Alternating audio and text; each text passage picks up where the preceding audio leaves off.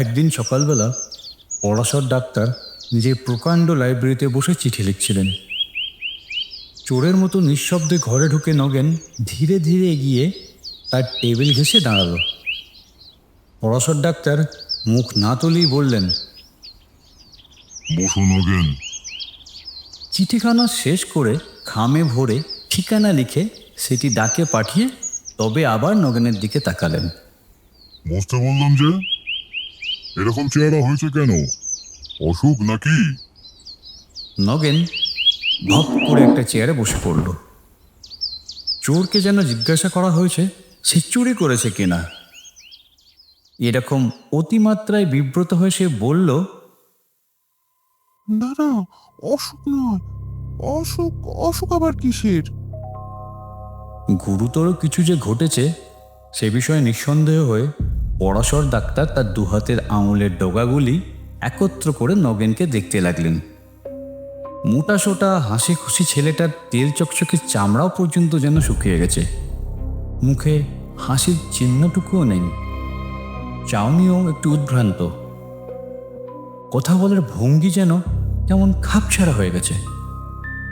নগেন তার মামাবাড়ি থেকেই কলেজে পড়ে। মাস দুই আগে নগেনের মামার শ্রাদ্ধের নিমন্ত্রণ রাখতে গিয়ে পরাশর ডাক্তার নগেনকে দেখেছিলেন। এই অল্প সময়ের মধ্যে এমন কি ঘটেছে যাতে ছেলেটা এরকম বদলে যেতে পারে? ছেলেবেলা থেকেই মামাবাড়িতে মানুষ হয়েছে বটে, কিন্তু মামার শোকে এরকম কাহেলে পড়ার মতো আকর্ষণ তো মামার জন্য তার কখনো ছিল না। বড়লোক কৃপণ মামার যে ধরনের আদর বেচারি চিরকাল পেয়ে এসেছে তাতে মামার পরলোক যাত্রার খুব বেশি দুঃখ তার হবার কথা নয়। বাইরে মামাকে খুব শ্রদ্ধাভক্তি দেখালেও মনে মনে নগেন যে তাকে প্রায় জমের বাড়ি পাঠাতো তাও পরাশর ডাক্তার খুব ভালো করেই জানতেন।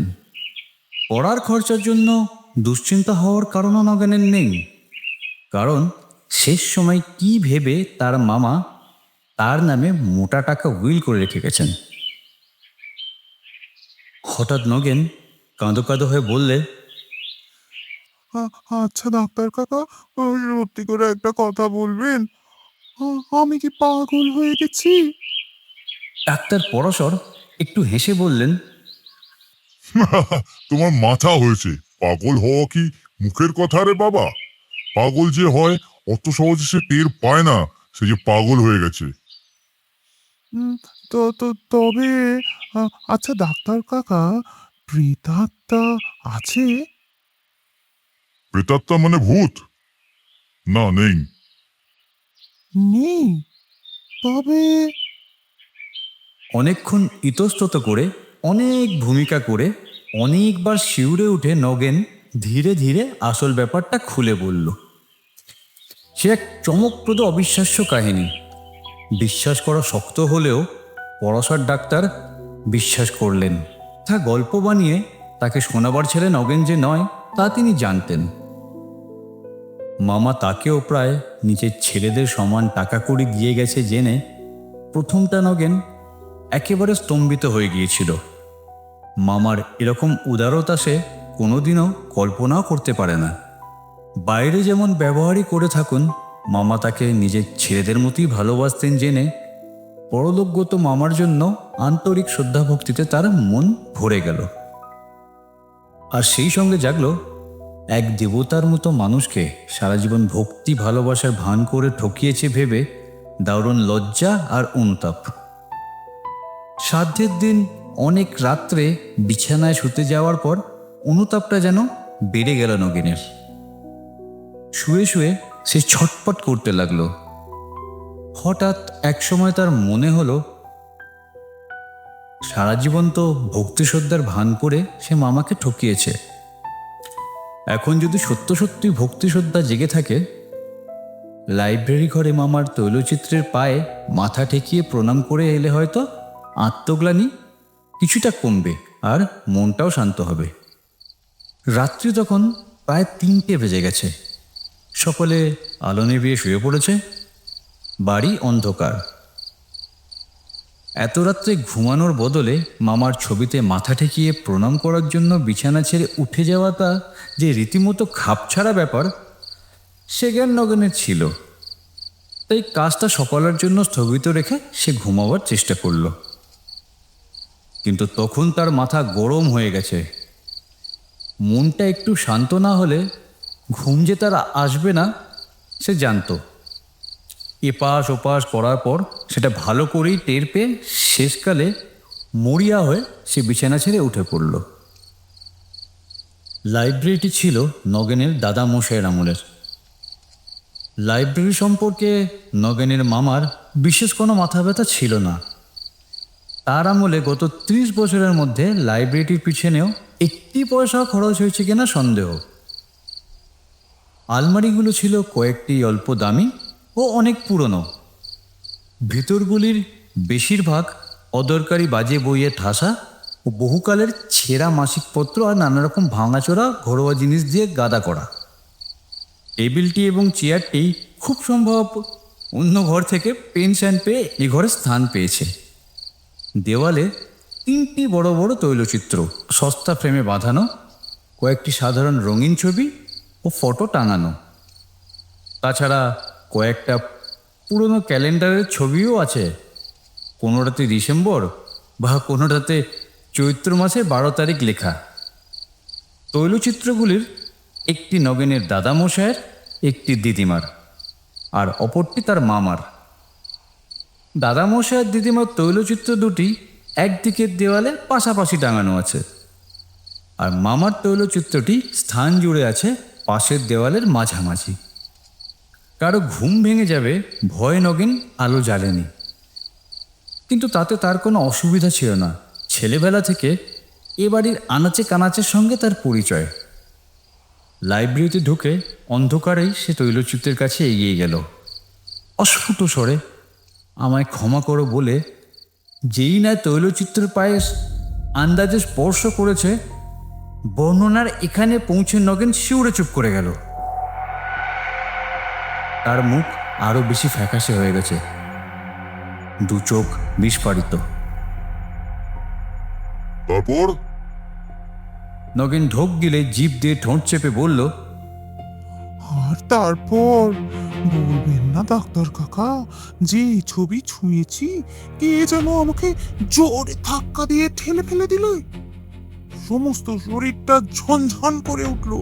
তারপর আর কিচ্ছু মনে নেই। জ্ঞান হতে দেখি সকাল হয়ে গেছে। আমি মামার ছবির নিচেই মেঝেতে পড়ে আছি। পরাশর ডাক্তার গম্ভীর মুখে জিজ্ঞাসা করলেন, তোমার আগে কোনোদিন ফিট হয়েছিল নাকি নগেন? নগেন মাথা নেড়ে বলল, ফিট? কসমিন কালেও আমার ফিট হয়নি। আপনি ভুল করছেন ডাক্তার কাকা, এ ফিট নয়। মরলে তো মানুষ সব জানতে পারে। আসলে মামাও জানতে পেরেছেন টাকার লোভে আমি মিথ্যে ভক্তি দেখাতাম। তাই ছবি ছোঁয়া মাত্র রাগে ঘৃণায় আমায় ধাক্কা দিয়ে সরিয়ে দিয়েছিলেন। সবটা আগে শুনুন, তাহলে সব বুঝতে পারবেন। সমস্ত সকালটা নগেন মরার মতো বিছানায় পড়ে রইল। এই চিন্তায় কেবল তার মনে ঘুরপাক খেতে লাগলো। ভক্তি ভালোবাসায় ছলনায় টাকা আদায় করে নিয়েছে বলে পরলোকে গিয়েও তার মামার এখনো জোরালো বিতৃষ্ণা জেগেছে যে ছবিটা তিনি তাকে স্পর্শ করতে দিতে রাজি নন। যাই হোক, নগেন একালের ছেলে। প্রথম ধাক্কাটা কেটে যাবার পর তার মনে নানা রকম দ্বিধা সন্দেহ জাগতে লাগলো। কে জানে রাত্রে যা ঘটেছে তার নিছক স্বপ্ন কিনা। ধৈর্য ধরতে না পেরে দুপুরবেলা সে আবার লাইব্রেরিতে গিয়ে মামার ছবিটি স্পর্শ করে প্রণাম জানালো। একবার যদি মামা রাগ দেখিয়ে থাকেন, আবার দেখাবেন না কেন? কিন্তু এবার কিছুই ঘটল না। শরীরটা অবশ্য খুব খারাপ হয়ে আছে। মেঝেতে যেখানে ধাক্কা খেয়েছিল মাথার সেখানটা ফুলে টনটন করছে, এবং লাইব্রেরিতে মামার ছবির নিচেই মেঝেতেই তার জ্ঞান হয়েছিল।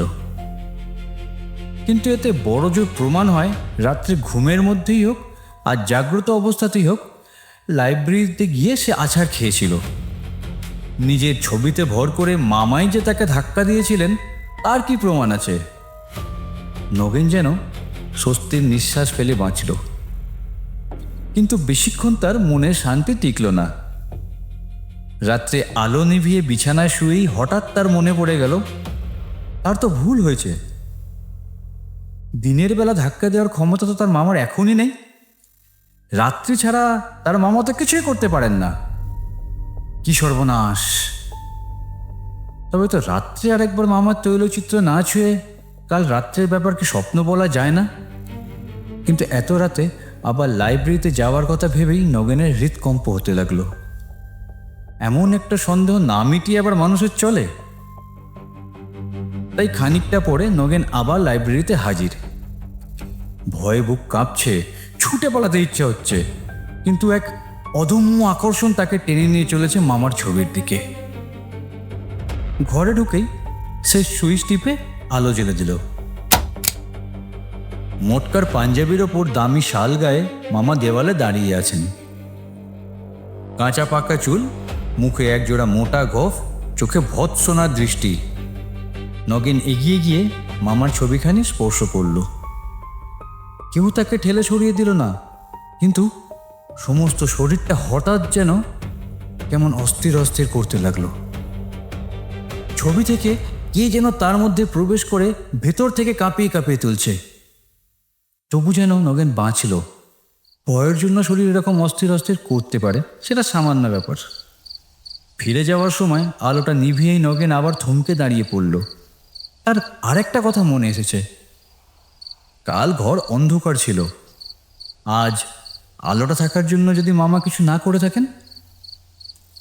নগেনের ভয় তখন অনেকটা কমে গিয়েছিল। অনেকটা নিশ্চিন্ত মনে এসে অন্ধকারে ছবির কাছে ফিরে গেল। সে জানে অন্ধকারে ছবি স্পর্শ করলেও কিছু হবে না।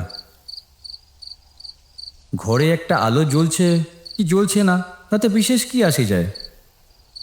ইতস্তত না করি সে সোজা ছবির দিকে হাত বাড়িয়ে দিল, আর পরক্ষণে সে কি বলবো ডাক্তার কাকা, ঠিক প্রথম রাত্রের মতোই জোরে ধাক্কা দিয়ে মামা আমায় ফেলে দিল।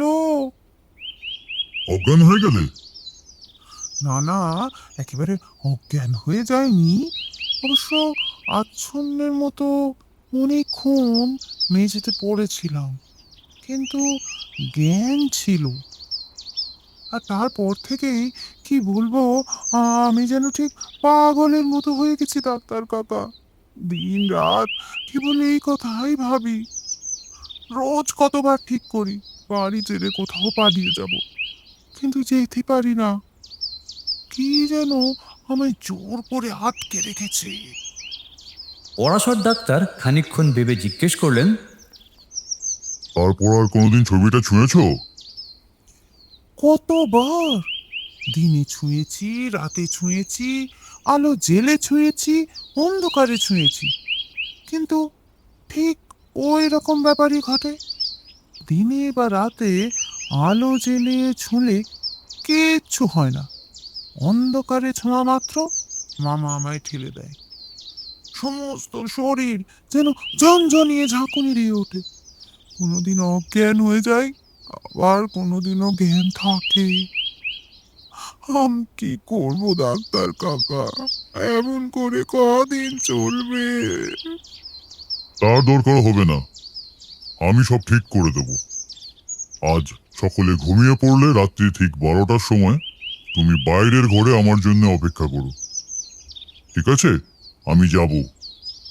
আর ভূত বলে কিছু নেই নগেন। তবু মাঝরাত্রে অন্ধকার লাইব্রেরিতে পরাশর ডাক্তার মৃদু একটু অস্বস্তি বোধ করতে লাগলেন। এই ঘরে বাড়ির লোক খুব কম আসে। ঘরের বাতাসে পুরনো কাগজের একটা ভ্যাপসা গন্ধ পাওয়া যায়। নগেন শক্ত করে তার একটা হাত চেপে ধরে কাঁপছে। কিসের ভয়? ভূতের? তৈলচিত্রের ভূতের? ভূতে যে একবারে বিশ্বাস করে না, যার বদ্ধমূল ধারণা এই যে যত সব অদ্ভুত অথচ সত্য ভূতের গল্প শোনা যায় তার প্রত্যেকটিরই সাধারণ ও স্বাভাবিক কোনো ব্যাখ্যা আছেই। ছবির ভূতের অসম্ভব আর অবিশ্বাস্য ভূতের ঘরে পা দিয়ে তাই কি কখনো ভয় হতে পারে? তবু অস্বস্তি বোধ হচ্ছে, সেটা অস্বীকার করার উপায় নেই। নগেন যে কাহিনী শুনিয়েছে সারাদিন ভেবেও পরশর ডাক্তার তার কোনো সঙ্গত ব্যাখ্যা কল্পনা করতেও পারেননি। একদিন নয়, একবার নয়, ব্যাপারটা ঘটেছে অনেকবার। দিনে ছবিটি নিস্তেজ হয়ে থাকে, রাত্রে তার তেজ বাড়ে। কেবল তাই নয়, অন্ধকার না হলে সে তেজ সম্পূর্ণ প্রকাশ পায় না। আরও একটা কথা, রাত্রি বাড়ার সঙ্গে ছবিটি যেন সজীব হয়ে উঠতে থাকে। প্রথম রাত্রে নগেন অন্ধকারে স্পর্শ করলে ছবি নগেনের হাতটা শুধু ছিটকিয়ে সরিয়ে দিয়েছে। মাঝরাত্রে স্পর্শ করলে এত জোরে তাকে ধাক্কা দিয়েছে যে মেঝেতে আছড়ে পড়ে নগেনের জ্ঞানও লোপ পেয়েছে। অশরীরী শক্তি কল্পনা ছাড়া এই সমস্তের আর মানে কি হয়? হয়, নিশ্চয় হয়। মনে মনে নিজেকে ধমক দিয়ে পরশর ডাক্তার নিজেকে এই কথাগুলো শুনিয়ে দিলেন। তারপর চোখ তুলে তাকালেন দেওয়ালের যেখানে নগেনের মামার ছবিটি ছিল। এ ঘরে তিনি আগেও কয়েকবার এসেছেন। তৈলচিত্রগুলির অবস্থান তার অজানা ছিল না, কিন্তু যা চোখে পড়ল সেটা দেখে পরশর ডাক্তারের বুকটা ধড়াস করে উঠল। তৈলচিত্রগুলির দিকে দুটি উজ্জ্বল চোখ তার দিকে জলজল করে তাকিয়ে আছে। চোখ দুটির মধ্যে প্রায় 1.5 হাত ফাঁক। ঠিক এই সময় নগেন ফিসফিস করে বলল, ডাক্তার কাকা, আলোটা কি জ্বালবো? না, রাস্তা অথবা পাশের কোনো বাড়ি থেকে সরু একটা আলোর রেখা ঘরের দেওয়ালে এসে পড়েছে। তাতে অন্ধকার কমেনি, মনে হচ্ছে যেন সেই আলোটুকুতে ঘরের অন্ধকারটাই স্পষ্ট দেখতে পাওয়া যাচ্ছে মাত্র। নগেন আবার ফিসফিস করে বললে, ডাক্তার কাকা, আপনাকে না একটা কথা বলতে ভুলে গেছি। দাদা মশাই আর দিদিমার ছবি আঁকা হয়েছিল তারা মারা যাবার পর, কিন্তু মামার ছবিটা মরবার আগে মামা নিজেই শখ করে আঁকিয়েছিলেন। আমার মনে হয় হয়তো সেই জন্যই কি আপনি কি ভয় পেলেন ডাক্তার কাকা? দাঁতে দাঁত লাগিয়ে পরশর ডাক্তার ছবিটির দিকে এগিয়ে গেলেন। কাছাকাছি যেতে জলজলে চোখ দুটি জ্যোতি যেন আরো কমে গেল। হাত বাড়িয়ে দিতে প্রথমে তার হাত পড়ল দেওয়ালে। যত সাহস করেই এগিয়ে এসে থাকুন, প্রথমেই একবারে নগেনের মামার গায়ে হাত দিতে তার কেমন যেন দ্বিধাবোধ হচ্ছিল। পাশের দিকে হাত সরিয়ে তৈলচিত্রের ফ্রেম স্পর্শ করা মাত্র বৈদ্যুতিক আঘাতে যেন তার শরীরটা ঝনঝন করে উঠল। অস্ফুট এক গোঙানির আওয়াজ করে পিছন দিকে 2 পা ছিটকে গিয়ে তিনি মেঝেতে বসে পড়লেন। পরক্ষণে ভয় অর্ধমৃত নগেন আলোর সুইচটা টিপে দিল। মিনিট 5 পরশর ডাক্তার চোখ বুজে বসে রইলেন। তারপর চোখ মেলে মিনিট 5 এক দৃষ্টে তাকিয়ে রইলেন নগেনের মামার রূপার ফ্রেমে বাঁধানো ছবিটির দিকে। তারপর তীব্র চাপা গলায় বললেন, তুমি একটা আস্ত গর্ধব নগেন, গর্ধব। গাধাও তোমার চেয়ে বুদ্ধিমান। এত কথা বলতে পারলে আমাকে, আর এই কথাটা একবারও বলতে পারলে না যে তোমার মামার ছবিটা ইতিমধ্যে রূপোর ফ্রেমে বাঁধানো হয়েছে আর ছবির সঙ্গে লাগিয়ে 2খানা ইলেকট্রিক বাল্ব ফিট করা হয়েছে। তার আমি কি জানি? 6 মাস আগে যেমন দেখে গেছিলাম আমি ভেবেছিলাম ছবিটা তেমনই আছে। ইলেকট্রিক শক খেয়ে বুঝতে পারো না কিসে শক লাগলো? তুমি কোন দেশি ছেলে, হ্যাঁ? আমি তো শক খাওয়া মাত্রই টের পেয়ে গিয়েছিলাম যে তোমার মামার ছবিতে কোন প্রেতাত্মা ভর করেছেন। নগেন উদ্ভ্রান্তের মতো বলল, আসলে হয়েছে কি ডাক্তার কাকা, ওই রূপোর ফ্রেমটা দাদা মশাইয়ের ছবিতে ছিল। চুরি যাবার ভয় মামা অনেক দিন আগে সিন্ধুকে তুলে রেখে দিয়েছিলেন। মামার শ্রাদ্ধের দিন মামিমা ফ্রেমটা বার করে মামার ছবিটা বাঁধিয়েছিল। আর আলো দুটো লাগিয়েছিল আমার মামাতো ভাই পরেশ। সে এবছর ইঞ্জিনিয়ারিং কলেজে ভর্তি হয়েছে না, তাই বললো এই সামান্য কাজের জন্য ইলেকট্রিক মিস্ত্রিকে পয়সা টয়সা দিতে হবে না, সেই নাকি আলোগুলো লাগিয়ে দেবে। ডাক্তার একটু হেসে বললেন, পরেশ তোমার মামার উপযুক্ত ছেলেই বটে। কিছু পয়সা বাঁচানোর জন্য বাপের ছবিতে ভূত এনে ছেড়েছে। এই খবরটা যদি আগে দিতে আমায়। নগেন সংশয় ভরে বলল, কিন্তু ডাক্তার কাকা, মানে মানে কি হলো? ডাক্তার রাগ করে বললেন, কিন্তু কি এখনো বুঝতে পারছো না? দিনের বেলা মেন সুইচ অফ করা থাকে, তাই ছবি ছুলে কিছু হয় না। ছবি মানে ছবির ভেতরের উপর ফ্রেমটা, ওর ফ্রেমটার নিচে কাট আছে, দেওয়ালের সঙ্গে যোগ নেই। নইলে তোমাদের ইলেকট্রিক বিল এমন হু হু করে বেড়ে যেত যে কোম্পানির লোককে এসে লিকেজ খুঁজতে হতো। তুমিও তখন ভূতের আসল পরিচয়টা জানতে পারতে। সন্ধ্যার পর বাড়ির সমস্ত যখন আলো জ্বলে, বিদ্যুৎ তামার তার দিয়ে যাতায়াত করে, কারণ বিদ্যুৎ তামার তার বেশি ভালোবাসে কিনা, তাই সে সময় ছবি ছুলে তোমার কিচ্ছু হয় না। আর মাঝরাতে যখন সমস্ত আলো নিভে যায়, তখন ছবিটা ছুলে আর তো কোনো পথ খোলা নেই। বিদ্যুৎ অগত্যা তোমার মতো একটা বোকা হাবা শরীরটা দিয়েই যায়। বাবা, এই ভূত, উফ, ধন্য তুমি আর ধন্য তোমার মামাতো ভাই পরেশ। আজ আমার শরীর দিয়েও বিদ্যুৎ চালিয়ে দিলে বাবা। কাল অবশ্যই একটা ইলেকট্রিশিয়ান ডেকে এটাকে ঠিক করাবে, বুঝলে? তাহলে এই ছিল নগেনের মামার ভূত। না না না, শুধু ভূত নয়, তৈলচিত্রের ভূত। আমাদের মনে ভূত নিয়ে যে রকমের অনেক রকমের দ্বিধাদ্বন্দ্ব আছে, সেটার পেছনে কিন্তু অনেক রকমের যুক্তিও খাটে। আসলে আমরা সেই যুক্তিগুলো খুব একটা খতিয়ে দেখতে চাই না। তবে আমার মনে হয় আজকের পর থেকে আমরা বোধহয় একটু একটু ভেবে দেখব। কি আপনারা কি বলেন? একটু কমেন্ট করে জানাবেন নিশ্চয়ই। আর আমাদের গল্প ভালো লাগলে ইউটিউবের পাশাপাশি স্পটিফাইতে গিয়েও অনেক পুরনো গল্প কোনো রকম অ্যাডভার্টাইজমেন্ট ছাড়া একদম টানা শুনতে পারবেন। তাহলে আর দেরি কেন? একটু লাইক করে, বন্ধুদের সাথে শেয়ার করে চ্যানেলটা সাবস্ক্রাইব করে দিন প্লিজ। আমরা 1000 সাবস্ক্রাইবারের থেকে আর সামান্যই দূরে। আপনারা একটু পাশে থাকুন, তাহলেই আমরা আরও নতুন নতুন গল্প আপনাদের শোনাতে উৎসাহ পাব। কেমন? আবার আসবো আগামী সপ্তাহে।